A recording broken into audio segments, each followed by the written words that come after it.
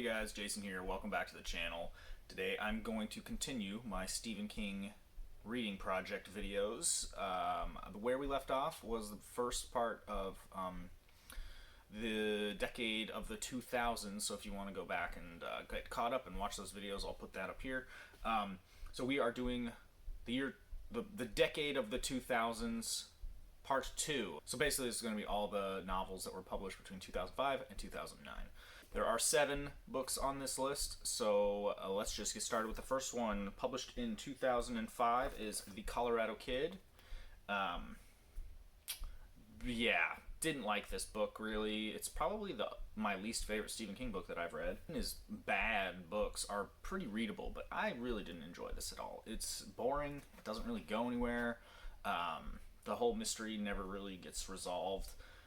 Basically, it's about a couple of people find a dead body on a beach in 1980, and the mystery that surrounds that. The body is unidentified, seemingly from a different part of the country, and it goes unsolved.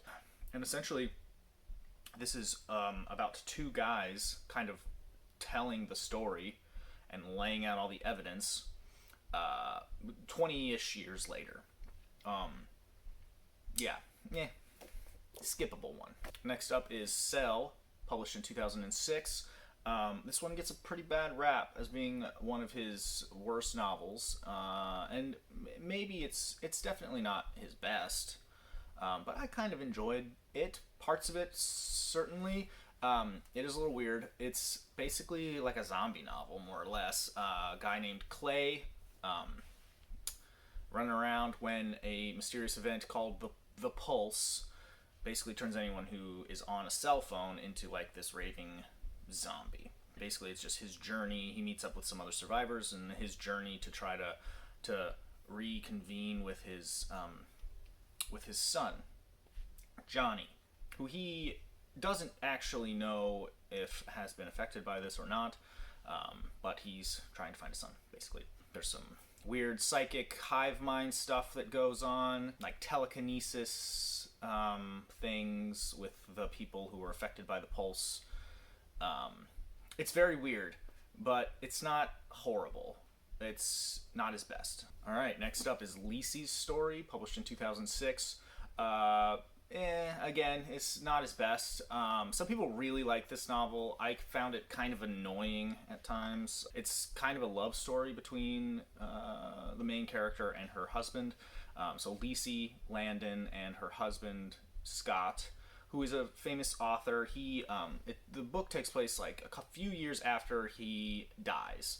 And it's kind of about grief and how she's dealing with that, but it's also weird in a way, because like his creativity comes from this like other world that he was able to travel to, called I think it was called like Booyah Moon or something weird like that. There's a man in the novel who is trying to steal some like unpublished manuscripts. There's some pretty nasty bits in this for sure, but yeah, I mean, it was okay. It's okay. Like I said, it's kind of annoying. There's a lot of like baby talk between the married couple that I just found to be really obnoxious. But overall, it was pretty good.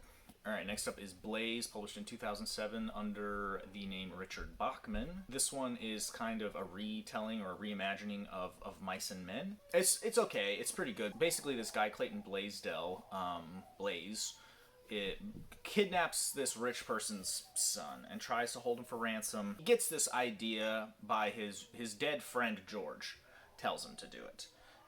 So there's some ghosts, or maybe he's just crazy. I don't know. It's pretty good though. There's some like heartwarming stuff in this, and yeah, it's just, I don't know. It's kind of sad in a way, much like Of Mice and Men. So if you've read Of Mice and Men and you like that, give this one a try. All right, next up is Duma Key, published in 2008. This one, I really enjoyed this book. It's kind of a long one, but is really good. I think this is kind of the beginning of Stephen King's sort of renaissance, I'd say. It's about a guy named Edgar Fremantle. He's a construction worker from Minnesota, lovely Minnesota, and he is in an accident on the job site, kind of gets crushed by a like a crane or something, has severe disability, like debilitating injuries, including like his head is partially crushed, so he's got like traumatic brain injuries, loses an arm. During his recovery, he becomes violent, suicidal, just his brain injury manifests in a variety of ways that are not great. And so his wife, unable to bear it, decides to divorce him. And at that point, after, you know, a couple of years of recovery and he's kind of gotten his shit together, he moves to Florida. Florida Keys. Duma Key, in fact, where he rents this little, like, bungalow type house on the beach, and he starts to paint. He's never painted before, but he just on a whim starts painting, and he really enjoys it and likes it, and it kind of gives him this like zen thing.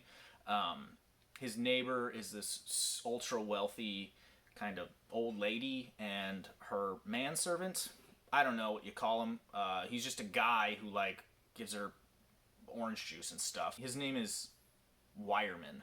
So he continues to paint, the painting is really good, but then he realizes he has like special abilities now with the paintings. And I'll leave it at that.